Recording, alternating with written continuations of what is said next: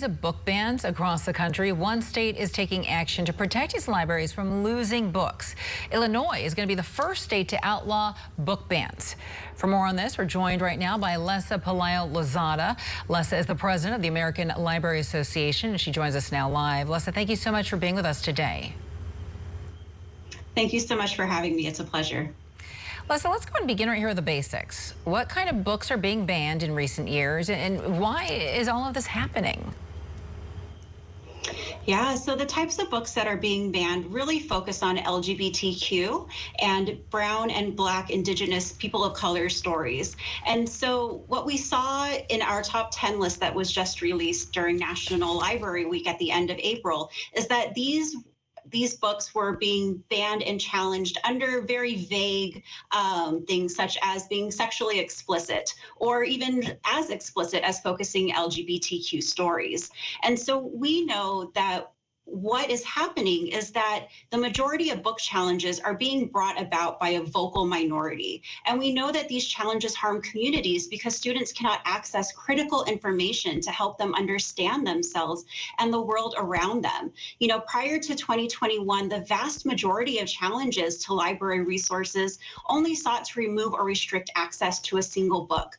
But now there are representatives of organized censorship groups that attend library board meetings, demand the removal of long lists of books that these groups are targeting. You know, in 2022, we found that out of the over 1,200 attempts to over 2,500 different titles, that 90% of these attempts were part of attempts to censor multiple titles. And of the books challenged, 40% were in cases involving 100 or more books.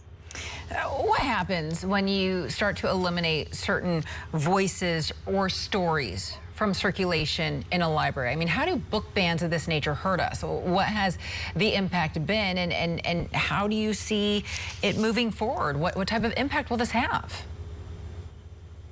The impact is really a disservice to our children. You know, like I said before, they cannot access critical information to help them understand themselves, to help them understand the world around them, but they also lose the ability to learn how to be empathetic, to learn about different people and different cultures. And parents miss out too. Parents miss out on the opportunity to engage in teachable moments with their kids, to have difficult conversations about what their family's beliefs and values are.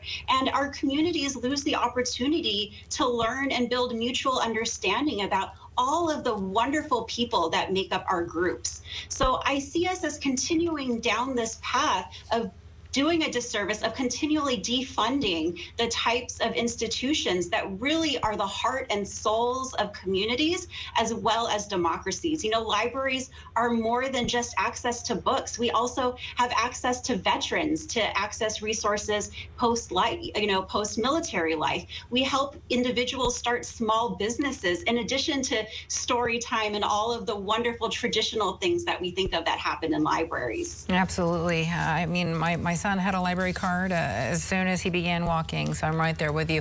But I do want to ask you about these book bans because on the face of it, it seems as though they are unconstitutional. I mean, do they violate the First Amendment right in the Constitution? Yeah, it's wonderful that books are absolutely protected under the First Amendment. You know, the First Amendment protects both the right to publish and the right to receive information.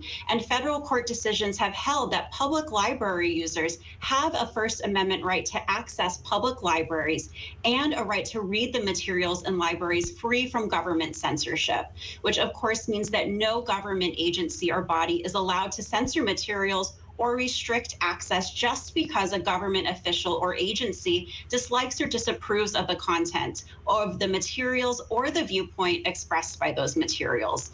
And that's at the core of a lawsuit that was filed by library patrons in Llano County, Texas, that the county government and library board removed books from the collection based on their disapproval of their content and viewpoint. And a judge upheld the side of library patrons and ordered access to the books to be restored and uphold the community's First Amendment right. All right, so that's what's happening in Texas. I want to get to Illinois quickly and talk more about this legislation that's passed in Illinois, because this new law would punish public libraries that remove books How do you feel about this? Do you think that this is something that we will see happen more and more across the country? You know, I think that in the case of Illinois, where they are looking to ban book banning, you know, we really appreciate elected officials who recognize the role of libraries and literature that foster literacy and a love for learning. Because I think it's important to note that we are library professionals who work to curate collections that meet the information needs of everyone in our communities with the resources we have. And the best way to support libraries and librarians facing book bans is to provide new funding to promote full access to libraries for all and to protect our Americans' First Amendment freedoms. Are there states that are bigger culprits of book bans? I mean, are there states in which you're seeing this be a bigger problem? So we have tracked the book bans in our Office for Intellectual Freedom for over 20 years. And in 2022, the states that had the highest number of book bans, or challenges rather, included Texas, Florida, and Pennsylvania. But I think it's really important to know that while there may be higher concentrations of book challenges in some states, that this is across the country. Nearly every single state, 49 states, reported at least one book challenge in their state in 2022. And these are self-reported statistics. So we suspect that the number is actually much higher and has occurred in all 50 states and just hasn't been reported to us. All right, Lessa Pelayo-Lozada, thank you so much for your time today. She is the president of the American Library Association. We appreciate it.